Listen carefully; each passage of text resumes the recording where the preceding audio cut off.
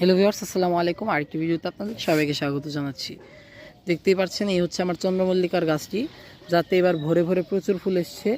আর এই গাছটা কিন্তু আমার গতবারের গাছ, এবার কিন্তু এই গাছটাকে আমি কিনিনি। গতবার যে গাছগুলো কিনেছিলাম সেগুলো থেকে একটা, যারা আমার পুরনো ভিউয়ার্স আছেন, যারা গতবারের গাছগুলো দেখেছেন, সেখানে আপনারা হয়তো দেখে থাকবেন যে একটা চন্দ্রমল্লিকার গাছ কিন্তু আমি কিনেই পিঞ্চিং করে ফেলেছিলাম গাছটাকে ঝাঁকড়া করার জন্য, যার ফলে যেটা হয়েছিল যে গাছটা কিন্তু ঝাঁকড়া হয়েছিল ঠিকই, অল্প পরিমাণে। যেহেতু সিজন চলে গেছিলো, আমি গাছটা কিনতে কিনতে দেরি করে ফেলেছিলাম, ওই গাছে কিন্তু আমি আর ফুল পাইনি। তো এইবার দেখুন, আমি কিন্তু এখান থেকে ফুল পেয়েছি।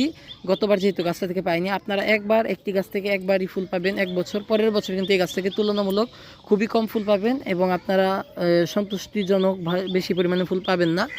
আমি কিন্তু এই গাছটাকে পরে এই বছর জুড়ে পিঞ্চিং করে অবস্থায় নিয়েছি।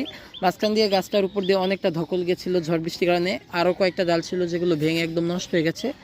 যাক, সেগুলো কথা নয়, কথা হচ্ছে আমার এই গাছের কিন্তু এখন ফ্লাওয়ার দেওয়া শেষ একদমই। গাছটা কিন্তু এখন কেটে দিতে হবে, গাছটাকে কিন্তু এখন আর রাখা যাবে না। দেখতে পাচ্ছেন আমি কিন্তু এটা কেটে দিচ্ছি, একদম ভোতা ভোতা করে কাটতে হবে গোড়ার দিক থেকে, যেন বেশি উঁচু না থাকে ডালগুলো। এই যে দেখতেই পাচ্ছেন আশা করি, এই যে এভাবে এই ডালগুলোকেও কেটে দিলাম। এই যে এখান থেকে দেখতে পাচ্ছেন প্রচুর রানার বের হচ্ছে, এগুলো থেকে কিন্তু আমি পরের বছরের জন্য চারা তৈরি করব। আপাতত এটাকে আমি খোলা আকাশের নিচে রাখবো, যেহেতু এখনও শীতকাল শেষ হয়নি পুরোপুরিভাবে।